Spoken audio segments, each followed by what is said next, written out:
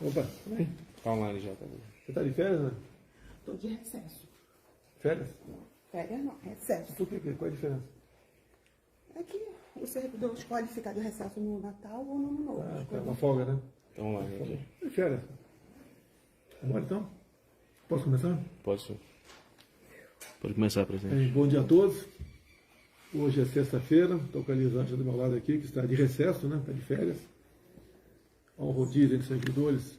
Quem pega as férias mais próximas do Natal, uma folga mais próxima do Natal, mais próxima do Ano Novo, e vem colaborando conosco aqui. A nossa última live desse ano foi no final de outubro, na quinta-feira. Queria fazer essa live ontem, mas tive problemas técnicos aqui. Então resolvi fazê-la agora pela manhã. Qual o objetivo dessa live aqui, né? É a última do ano. É prestar contas e depois entrar na questão política atual do nosso Brasil. Que todo mundo sabe que o que está acontecendo. E o que a gente quer com isso aqui? A gente quer mostrar o que fizemos, mesmo com pandemia, com guerra, a crise de falta d'água enorme no ano passado, com praticamente toda a imprensa contra a gente, batendo 24 horas por dia ao longo de 4 anos. Tá? Também certas medidas judiciais contra a gente. Tá? Mas nós vencemos aí esses 4 anos com um saldo bastante positivo que pese os problemas que nós tivemos.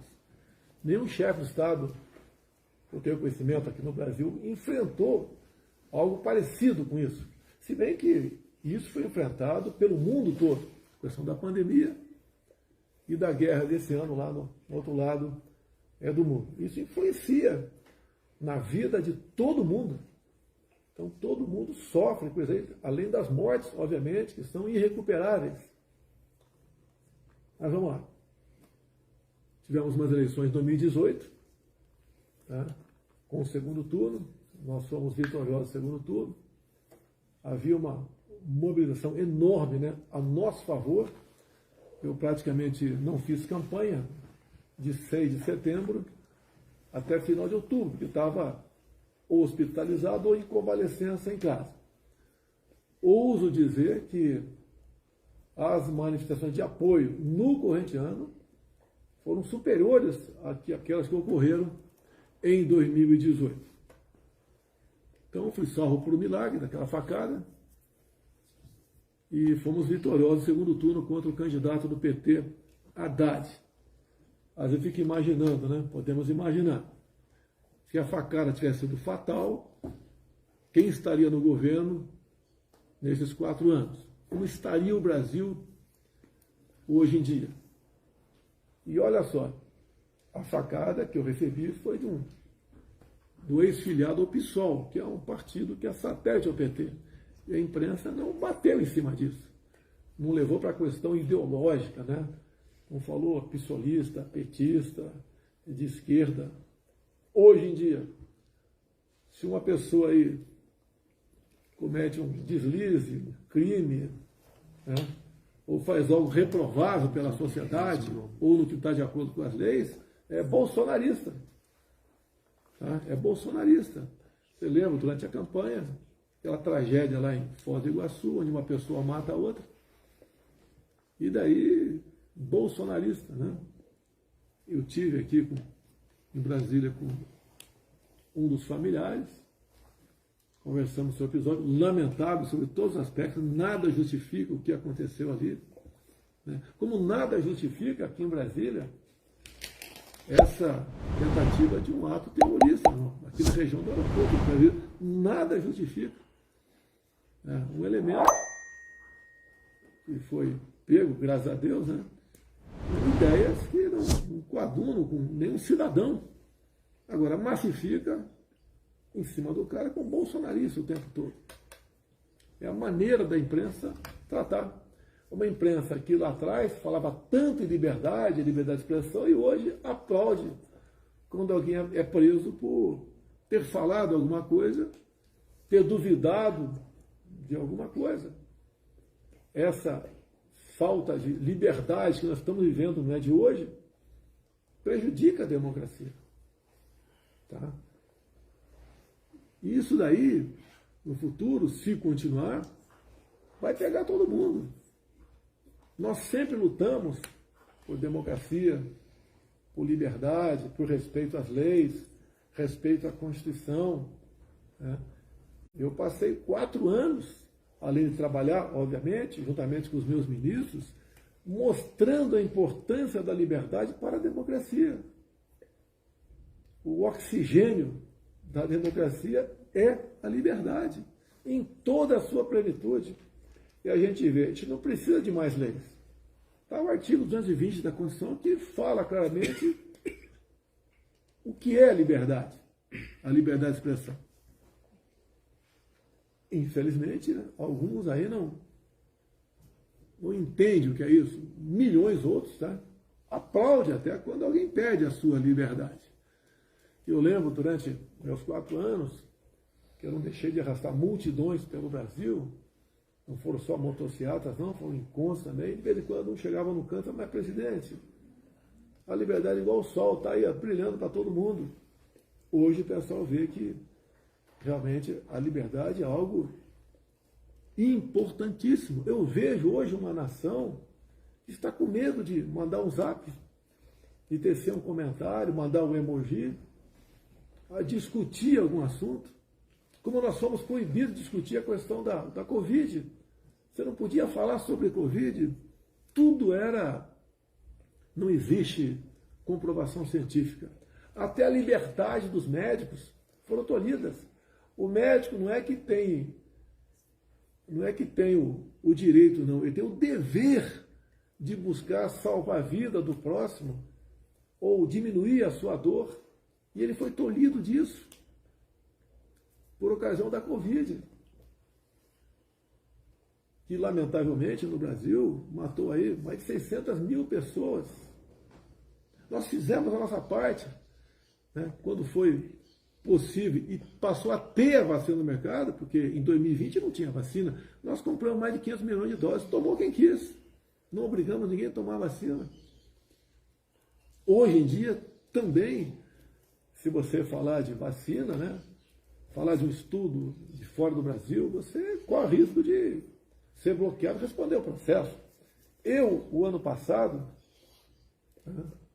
ou melhor, em 2020, li um trecho da revista Exame, que falava sobre Covid e HIV. Eu li 2 linhas da revista Exame, estou sendo processado, estou sendo tratado como um criminoso. A revista que mostrou isso daí. Meu ajudante de ordem é a mesma coisa. Meu ajudante de ordem não traz nada para mim, não me desinforma em nada, muito pelo contrário, colabora. Está sendo processado também. Hoje em dia, se você falar em urna, você também tem problema sério. Se você for parlamentar, pode perder seu mandato. Como o Francisquini perdeu, deputado estadual lá do Paraná. As nossas liberdades estão sendo tolhidas. Nós temos que lutar contra isso. Cada um fazer a sua parte, é uma luta do povo brasileiro. E discutir as questões que, discutindo, você aperfeiçoa. E não existe nada perfeito. Tudo pode ser melhorado. Então, falar algumas coisas rapidamente aqui sobre o nosso governo, que fez, que não foi divulgado pela grande mídia, depois entrar na questão atual política brasileira. Rapidamente. Carteira de habilitação, 5 para 10 anos. Fiéis, atendemos por volta de 1 milhão de garotos que tinham dívidas, que eram impagáveis para a grande maioria deles. Olha, o ressurgimento do marco ferroviário do Brasil. Olha a BR do Mar. O Auxílio Brasil, por ocasião auxílio emergencial, por ocasião da Covid. Água para o Nordeste. Mesmo com a Covid e com a seca, criamos praticamente 3 milhões de empregos até 2021. Internet nas escolas, eu acho que raras são as escolas que não têm internet no norte e nordeste do Brasil. Combate à corrupção. A Petrobras chegou a se endividar em 900 bilhões de reais. porte de arma para o homem do campo. Levamos a paz para o campo. O nosso decreto de armas, que agora estão dizendo que vão ser revogados, foi um dos responsáveis, uma das ações responsáveis, por passarmos de 60 mil mortes por ano para 40 mil. Então isso dá uma redução de 30% mais ou menos, 30 e poucos por cento. Todo mundo aqui disse que ia combater a violência. Nós combatemos também com isso, além de recursos lá do Ministério da Justiça, para todos os governadores, sem exceção. Não interessa se o governador era do PC, do B, ou de outro partido qualquer, todos ganharam recursos nossos. Também o trabalho dos secretários de segurança, mas o nosso trabalho norteou. A questão das armas é uma segurança para a pessoa. A gente voa pelo Brasil e vê o nosso campo. Como é que pode um homem do campo lá ficar sem uma arma para se defender? E por vezes também na cidade. Agora, quando algum CAC faz uma besteira, se o mundo cai a cabeça sobre os nossos decretos, sobre os CACs. Temos na ordem de 1 milhão de CACs pelo Brasil. Foi algo que marcou a questão da segurança, diminuiu a violência no Brasil. O nosso apoio ao agronegócio é muito o que falar aqui, mas o agro abate recorde, também por iniciativa deles, né, pela vontade, pela maneira como eles se dedicam à questão do agro, se aperfeiçoando, se modernizando. O agro é praticamente independente hoje em dia, precisava apenas de um governo que não atrapalhasse, e nós não atrapalhamos. Olha a questão do MST.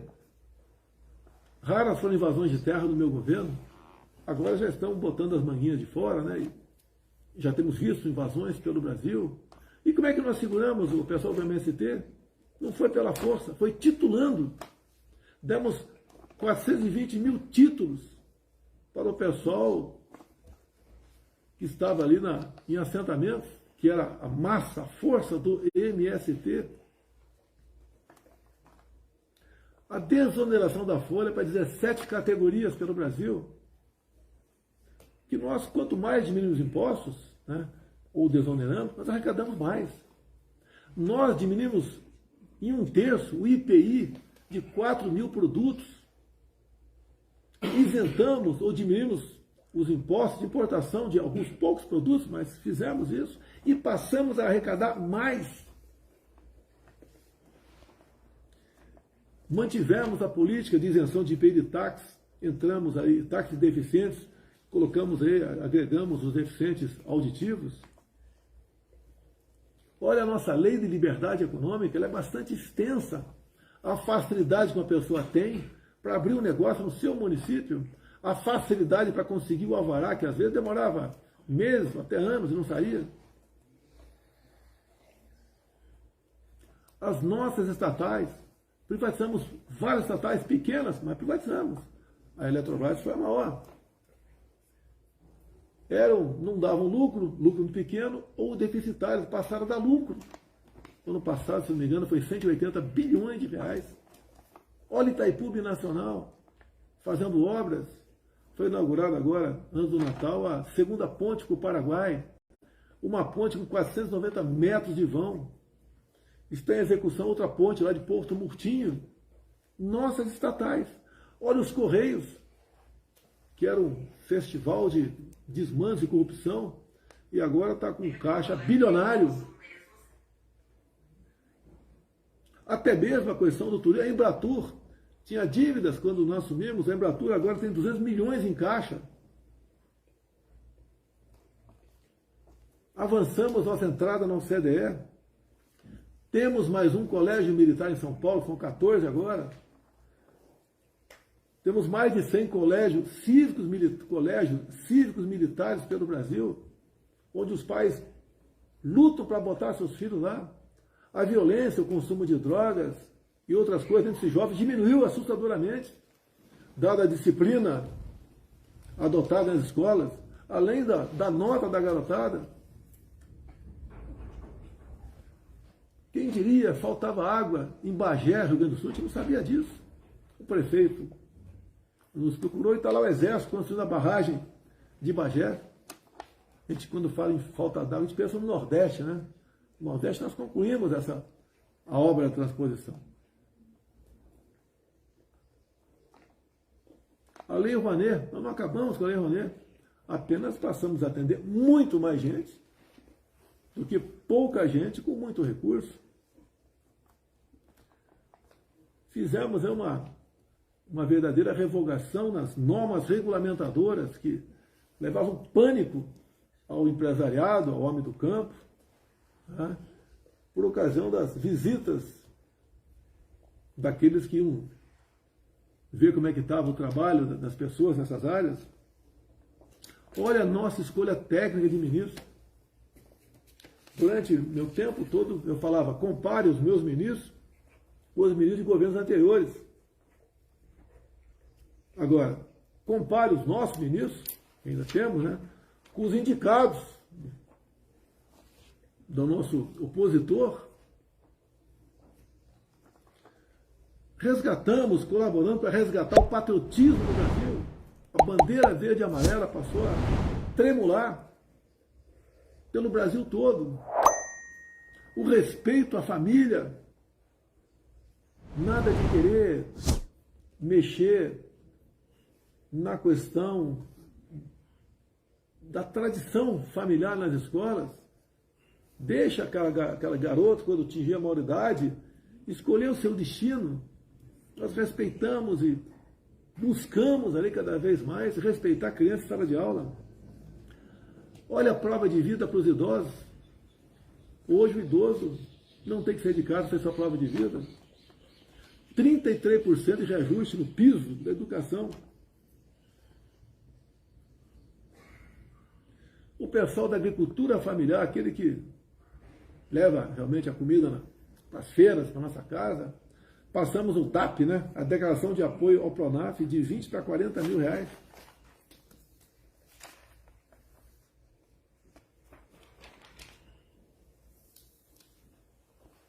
Domamos a inflação, o mundo todo vinha sofrendo com a inflação, nós domamos a inflação, tivemos 3 meses de deflação no Brasil, junto com o parlamento e não na canetada, zeramos os impostos federais de combustíveis, botamos um teto no ICMS, no Imposto Estadual de Combustíveis, hoje ainda temos a gasolina, em média, R$ 5,00 em todo o Brasil, chegou na casa dos R$ 8,00.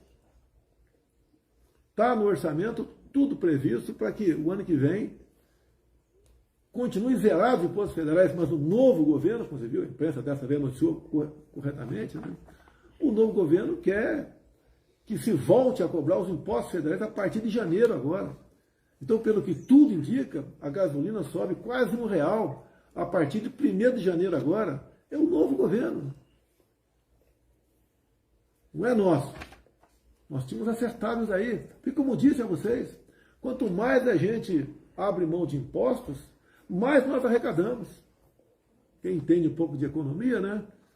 Parece que a curva de Laffer estava no retrovisor distante. Nós trouxemos para perto e deixamos na nossa frente. Também vai aumentar o diesel, o gás de cozinha. Tão criticado eu fui pela oposição lá atrás, né? Com a pandemia, com a guerra, em especial, quando subiu o preço dos combustíveis no mundo todo, foi criticado.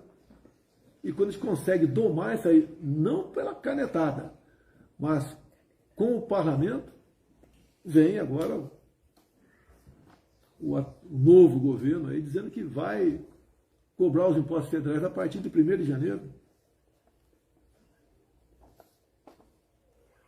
Hoje nós somos o 2º país mais digital do mundo. Isso ajuda você a abrir empresas. Lá pelos anos 2010, você levava aí 3, 4 meses para abrir uma empresa. Hoje a média está abaixo de 24 horas. É um governo que trabalhou. Voltamos a ser a 10ª economia do mundo. Isso ajuda na criação de empregos. A informalidade praticamente voltou o que era antes da pandemia. Estamos deixando R$ 1 trilhão em investimentos privados para infraestrutura. Está bastante avançado as eólicas lá na costa do Nordeste, aquelas torres com pás enormes, né, para gerar energia. O potencial é o equivalente a 50 Itaipus. O Nordeste será reindustrializado se esse projeto for levado avante. Se aqui dentro se tiver responsabilidade fiscal, se respeitar a economia, tivermos gente séria para mobiliar os ministérios.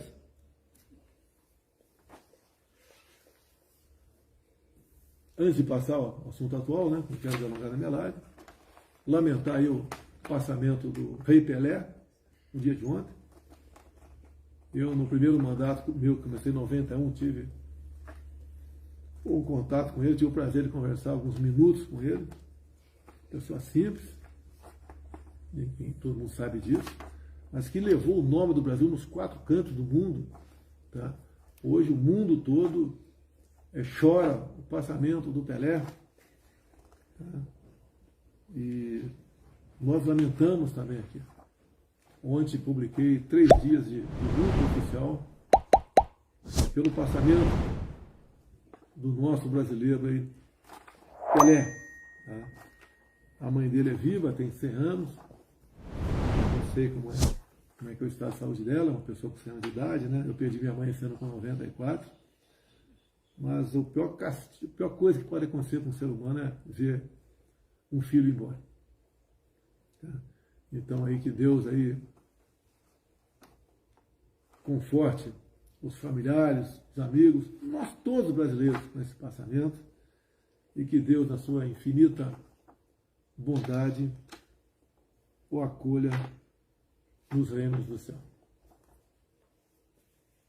Vamos lá? Coisa rápida agora, a segunda parte, né, da live. Como disse aqui, o voto você vê pelas ruas. Quem já disputou a eleição ou acompanhou a eleição, quem não leva ponto às ruas não tem voto. Pô, nós levamos multidões para as ruas. Não só fisicamente ali, pessoas na frente. Nunca gastamos R$1, um ônibus para trazer quem quer que seja para esses movimentos. Fizemos motocicletas, não sei quantas, 200, 300 mil em São Paulo. Fizemos umas quase 30 motocicletas pelo Brasil. Sem custo zero para nós. O povo voluntário, acreditando na gente. Movemos multidões pelo Brasil. Multidões. As esperanças, né, de vitória eram palpáveis. Veio o programa eleitoral gratuito, fomos massacrados com mentiras da outra parte, como vai acabar com o 13º, não vai ter mais hora extra. Acusações absurdas. Lá a questão das rádios também, tinha mais espaço para um candidato do que para outro. Tivemos também ali certas medidas adotadas pela Justiça Eleitoral que ninguém conseguia entender. Foi proibido fazer live em casa. Então tivemos problemas. Foi uma campanha imparcial? Obviamente que não foi imparcial. Foi parcial. E tivemos, então, os resultados, né? No segundo turno, 50,9 contra 40,1. Se você duvidar da urna, você está passível de responder processo. Isso é crime.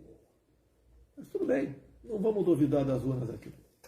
O partido nosso entrou com uma petição para que fosse ajustado algumas coisas, né? Tirado dúvidas e, em vez do TSE vem para cá, discute, no dia seguinte indeferiu, arquivou e deu uma multa de 22 milhões de reais ao nosso partido. Bem, o que acontece? Qualquer medida de força sempre é uma reação. Você tem que sempre buscar o diálogo para resolver as coisas. Você não pode dar um soco na mesa e não se discute mais esse assunto. Isso tudo trouxe aí uma massa de pessoas para as ruas, protestando. Desde o dia seguinte do resultado das eleições. E essa massa, atrás de segurança, foi para os quartéis. Eu não participei desse movimento. Eu me recolhi. Porque eu acreditava e acredito ainda que fez a coisa certa, de não falar sobre o assunto para não tumultuar mais ainda. A imprensa sempre ávida para pegar uma palavra errada minha, né, uma frase fora de contexto, para criticar. Então, o que houve pelo Brasil foi uma manifestação do povo, que não tinha liderança, não tinha ninguém coordenando, já eu sou líder desse movimento. Não tinha. E o protesto, tá, pacífico, ordeiro, seguindo a lei, ele tem que ser respeitado, contra ou a favor, quem quer que seja. Aqui em Brasília, que eu fiquei 28 anos no parlamento, que eu via manifestações violentas aqui, por parte da esquerda, já vi os black blocs, vi marchas mais variadas possíveis, vi o MST invadindo prédios públicos em Brasília. Nunca isso foi taxado de atos antidemocráticos, nunca. Tudo que é feito pela esquerda é bacana. Até surge um movimento aí de bairros invadindo supermercados. A manchete do jornal é: famílias vão a supermercados atrás de cesta básica. O lado de cá o tempo todo. Atos antidemocráticos. Até de terroristas são chamados. Não é porque um elemento que passou por lá fez besteira, todo mundo tem que ser aí acusado disso. Mas vamos lá. Hoje são 30 de dezembro. Está prevista a posse agora, dia 1º de dezembro. 1º de janeiro. Eu busquei, dentro das 4 linhas, dentro das leis, respeitando a Constituição, saída para isso aí. Se tinha uma alternativa para isso, se a gente podia questionar alguma coisa ou não questionar alguma coisa, tudo dentro das 4 linhas. E sei que tem muita gente que me critica quando eu falo 4 linhas, mas eu não saí ao longo de 4 anos de mandato meu das 4 linhas. Porque ou vivemos a democracia ou não vivemos. Ninguém quer uma aventura. Agora, muitas vezes, né, dentro até das 4 linhas, você tem que ter apoios. Alguns acham que eu pega a bica, assine, faça isso, faça aquilo. Está tudo resolvido. E repito, em nenhum momento fui procurado para fazer nada de errado, violentando seja o que for. Eu entendo que eu fiz a minha parte. Estou fazendo até hoje a minha parte. Hoje são 30 de dezembro. Até hoje eu fiz a minha parte dentro das 4 linhas. Agora, certas medidas têm que ter apoio do parlamento, de alguns do Supremo, de outros órgãos, de outras instituições. A gente não pode acusar apenas um lado, né? Ou acusar a mim, você que quer resolver o assunto. Por vezes, você pode até ter razão, né? Mas o caminho não é fácil. O que eu vejo desse governo que está previsto assumir domingo aí? É um governo que começa capenga, já com muitas reações. A gente vê gente que votou por lá de lá e se arrependeu, dado o que está acontecendo. Vimos pessoas, aí como economista, Emílio Fraga, né? Eu votei por convicção, agora estou com medo. Outras pessoas falaram algo parecido, pessoas de nome. Parte da população que votou também. Outros não, outros estão achando que está no caminho certo. Eu não quero aqui mudar a cabeça de ninguém no tocante a isso aí. E nós somos responsáveis pelos nossos atos. As nossas decisões não marcam, por vezes, não é só você a vida toda, marca um país a vida toda. Vocês estão vendo quem deve comparecer aqui domingo, lá na presidência, por ocasião da posse. O nome de chefe de Estado aqui da nossa região. O Maduro vai se fazer presente. O Boric, o Ortega, né? Então, foi São Paulo todo presente, que agora tem outro nome, né? Grupo de Weber. Né? Isso é um mau sinal. Onde esse pessoal, com essa ideologia, assumiu, o seu país ficou pior. E nós não queremos o Brasil piorando. Temos que respeitar as nossas leis, a nossa Constituição. Sim, temos que respeitar. Mas podemos reagir. Podemos não. É direito nosso ou mais que direito, é o dever nosso reagir. Qualquer manifestação, né, uma vez, como diz a lei, participa onde vai fazer a manifestação e tem as normas, participa as autoridades, né, competentes, é bem-vinda. Nós não queremos o confronto, nem estimulo ninguém para partir para o confronto. E a pior maneira é tentar resolver o assunto. Creio, né, no patriotismo de vocês, na inteligência de vocês, na garra. Sei o que vocês passaram ao longo desses 2 meses de protesto, sol, chuva. Sabemos perfeitamente disso aí. Isso não é nada que vai ficar perdido. Imagens foram para fora do Brasil. Aqui dentro, despertou na cabeça de milhões de pessoas a estudar, né? Por que tivemos essas manifestações pelo Brasil? Espontânea. Isso é o pessoal passou a entender o que ele tem a perder. Passou a entender melhor ainda do que a política brasileira. Passou para muita gente a preocupação com o voto de cada um. O voto é importantíssimo. Você não nega isso. Voto responsável. E esse povo, essa massa que foi para os quartéis, né, foram falar o que lá? Socorro, queremos transparência, queremos liberdade, respeito à Constituição. Queremos um país onde nós possamos nos orgulhar deles. Não queremos a volta ao passado. Algo de errado nisso? Estão lutando até por aqueles que os oprimem. Estão lutando até pela imprensa brasileira. Que tem muito repórter aí que sabe que a matéria é publicada, ou vai para as televisões, ou vai para a rádio, não é bem aquilo que aconteceu. A imprensa livre é a garantia de uma democracia. Hoje a imprensa mesmo sente o que é a falta de liberdade. A liberdade, como nós sabemos, é o oxigênio da democracia. O quadro que esteve na frente agora, a partir de 1º de janeiro, não é bom.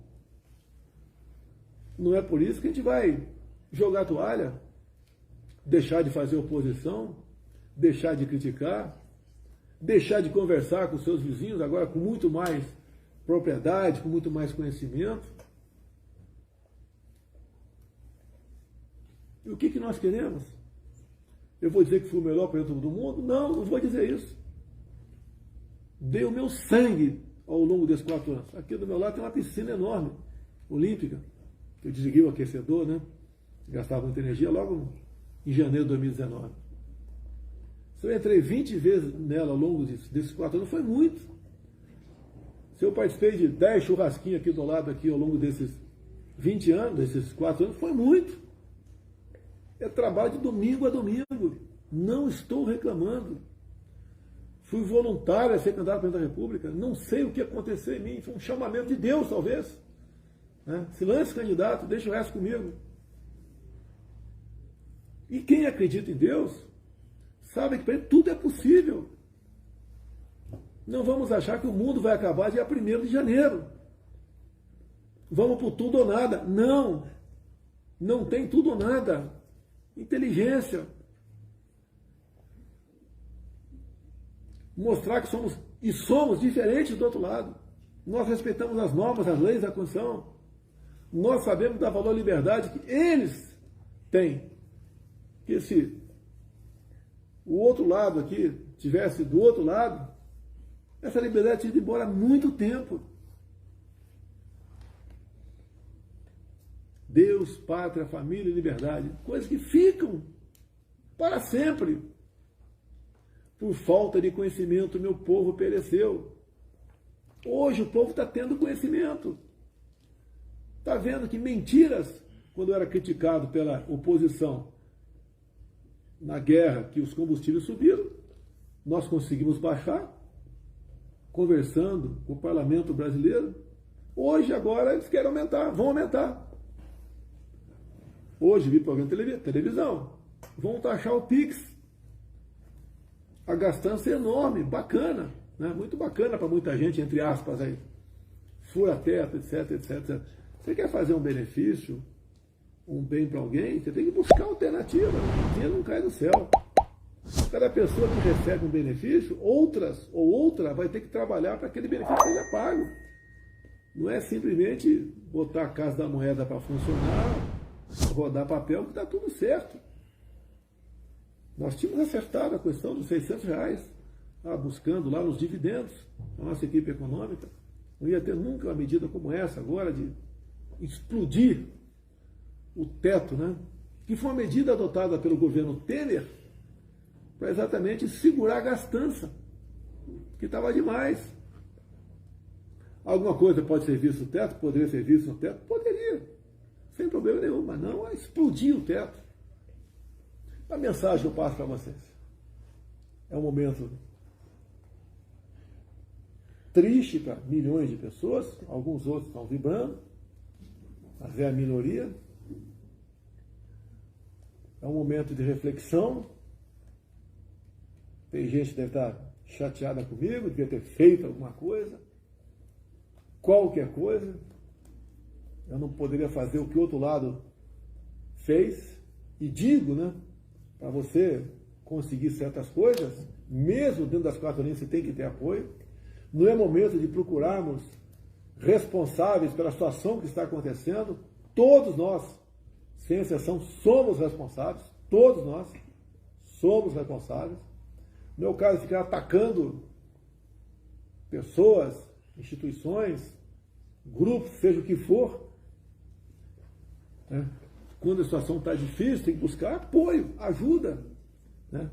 Trazer gente para o nosso lado, prepará-las para momentos difíceis, que não é fácil tomar decisões. Eu, quantas vezes perguntei, né? Meu Deus, o que eu fiz para merecer tudo isso que passei ao longo de 4 anos? Sacrifício familiar, sacrifício de momentos de lazer, os poucos que eu tinha, foi lá no Guarujá, São Paulo, lá em São Francisco, em Santa Catarina, tive uma vez lá em Salvador também, dentro de um quartel. Passei para dar uma volta de jet ski, conversar com o povo na praia, sempre muito bem recebido, de moto também, parar inopinadamente, ou de helicóptero inopinadamente. Me sentia feliz com isso, mas é um relaxamento controlado, vamos assim dizer. Mas não estou reclamando disso não. Obrigado, meu Deus, por esse momento. Repito, se a facada tivesse sido fatal em 2018, como estaria o Brasil hoje? Você consegue entender isso aí? Foi a mão de Deus que me salvou, foi também a mão dele que me elegeu. Dou minha vida pela pátria. Mas muita coisa, certas coisas, a decisão não é apenas tua. A decisão de mais setores, mais gente. E não apenas um setor, uma instituição, como a gente vê muitas críticas que acontecem por aí. E nós não podemos fazer o que o outro lado sempre fez. À margem de tudo, em cima de um vale tudo. Não está perdido. O Brasil é um país fantástico. O país tem tudo. Mais do que tudo, tem um povo cuja grande maioria tem o entendimento dos problemas que nós estamos vivendo. O Brasil não vai se acabar dia 1º de janeiro. Não vai se acabar 1º de janeiro, o nosso Brasil. Temos aí 30 dias pela frente que o parlamento está de recesso. O parlamento que volta 1º de fevereiro é um parlamento mais conservador, mais de direita, menos dependente do poder executivo. Não vou discutir se foi bom ou não. As emendas individuais de deputados que estão na casa e são impositivas, 30 milhões por ano. Antes do Temer, né, a gente precisava, o parlamentar, negociar seu voto para conseguir liberar esse recurso, não precisa mais. E o parlamentar vai destinar os 30 milhões para municípios que você vai tomar conhecimento. Os senadores têm em torno de 50 milhões de reais. Então temos um Senado mais conservador, uma Câmara mais conservadora também. Você não pode querer resolver os problemas do Brasil apenas com o Poder Executivo, só o Poder Judiciário ou só o Poder Legislativo. Temos 3 poderes. E mais ainda, quando você vê que alguém está fazendo coisa de forma repetida que você não gosta, não vá para o ataque. Não vá por ameaças. Tenta, sei que é difícil, chamar a pessoa para o teu lado. Eu fiz muito disso. Não pensem, os senhores, que ao longo desse mandato meu, eu não conversei com ninguém do Supremo Tribunal Federal, do TCU, do STJ, as lideranças do parlamento. Conversei com grande parte dessas pessoas para buscar aí, estar indo daquilo que nós achamos que está certo, e por vezes eles convenceram que o lado deles estava certo. Eu sempre digo, né? Somos 3 poderes? Sim. Mas executivo e legislativo são praticamente irmãos siameses. Né? Os 2 juntos podem muito para o bem e para vencer o mal também. Apesar de muitos falar que a gente não tinha bom relacionamento com o parlamento, tivemos. Obviamente, não demos cargos ao executivo do primeiro escalão, deixar bem claro. Do segundo escalão teve alguns cargos? Sim, teve. Os políticos que tiveram do primeiro escalão não foi negociado com partidos. Mas foram pessoas que tinham um bom relacionamento com o parlamento ou tinham um excelente conhecimento para exercer as atribuições do seu ministério. Repito, compare os meus ministros com os ministros que estão chegando. Repito, não vamos achar que o mundo vai se acabar dia 1º. Tem muita gente que está vivendo um clima aí de tristeza, quase que de velório. Tem outros de euforia. Ah, tirei o Bozo de lá. Nem viu um ex-líder de partido, né? O meu trabalho não era fazer aquela letra, né? Era tirar o B. Tá, tirou o B. E agora? Por muitas vezes, não tem o melhor para você, mas tem aquela que está mais próxima de você. E a alternativa não é simplesmente rifar todo mundo. Eu acho que falei bastante aqui. Tem uma observação aqui. Estamos com um recorde aqui, né? Facebook, Instagram, YouTube, 840 mil pessoas assistindo. Como é que estão os comentários aí? Não precisa falar não, dá um positivo ou negativo aí. Tá?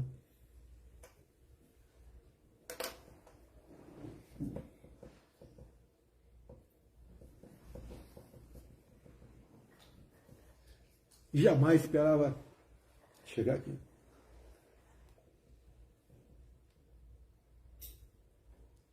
Sim, cheguei aqui, teve um propósito. No mínimo, atrasar 4 anos do nosso Brasil aí mergulhar nessa ideologia nefasta que é a da esquerda, que não deu certo em lugar nenhum no mundo. Não vai ser o Brasil em primeiro lugar a dar certo.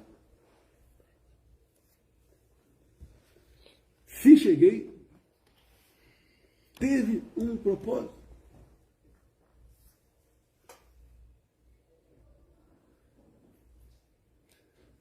Se você está chateado, está constrangido, se coloque no meu lugar. Quantas vezes eu pergunto onde errei, o que podia ter feito de melhor, eu tenho a convicção, deu o melhor de mim.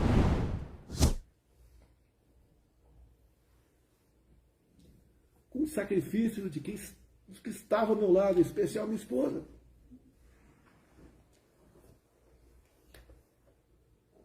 Minha filha, enteada.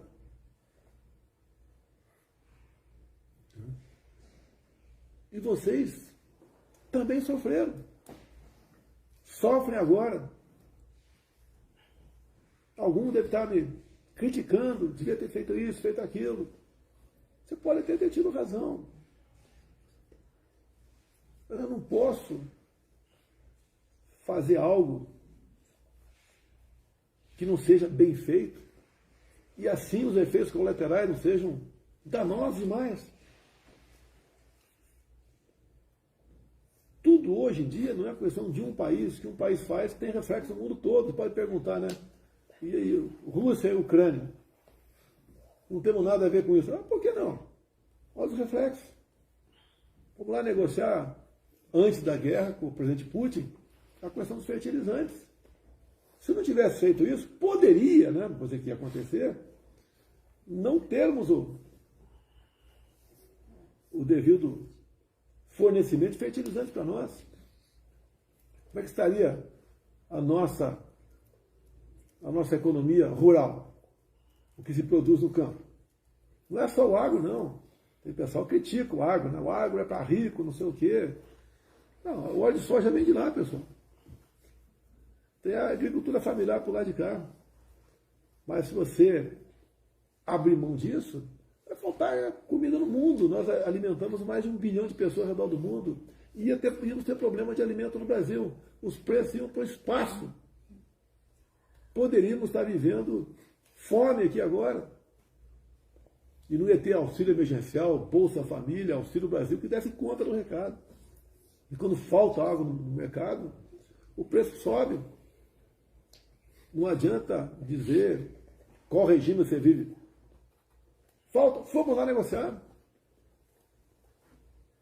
Dei a minha vida por essa pátria. Fiz tudo pelo Brasil. Tenha consciência disso.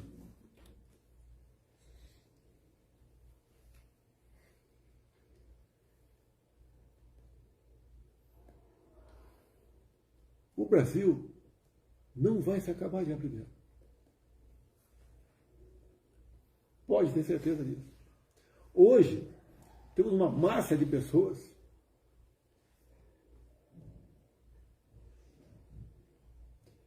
que passaram a entender melhor de política. Passaram a dar valor nas coisas que ela achava que não corriam risco nenhum. E corre risco. O bem vai vencer. Temos lideranças por todo o Brasil. Jovens que nem entraram na política, mas são líderes de 14, 15 anos de idade.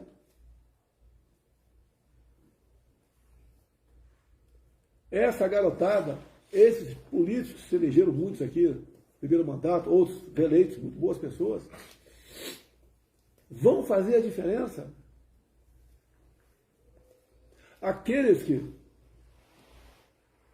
trabalharam contra por uma questão pessoal vão sentir o peso das consequências de políticas erradas que estão aí. O cara nem assumiu ainda e já temos problemas. Os mais humildes vão sentir aqui que quando se aumenta em quase R$1 o preço da gasolina, isso impacta a inflação também.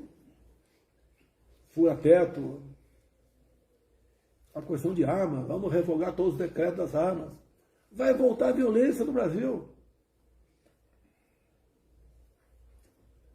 Arma de fogo é garantia de paz.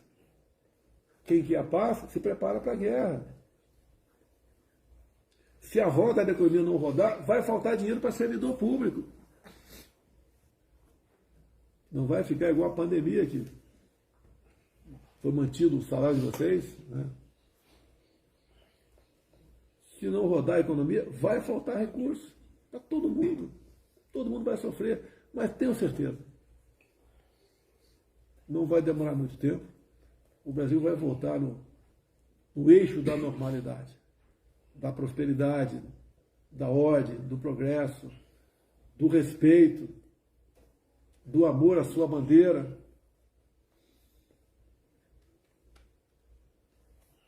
O Brasil não sucumbirá. Acredito em vocês.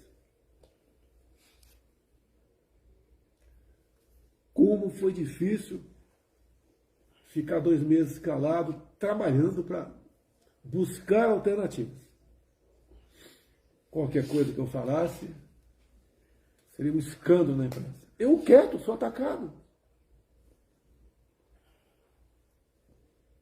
Tá, vamos lá. Acredito em vocês, acredito no Brasil, acima de tudo, acredito em Deus. Temos um grande futuro pela frente. Perde-se batalhas, mas não vamos perder guerra. Muito obrigado a todos vocês por terem proporcionado esses 4 anos à frente da presidência da República. Fui compreendido por muitos, por outros não, querendo a perfeição.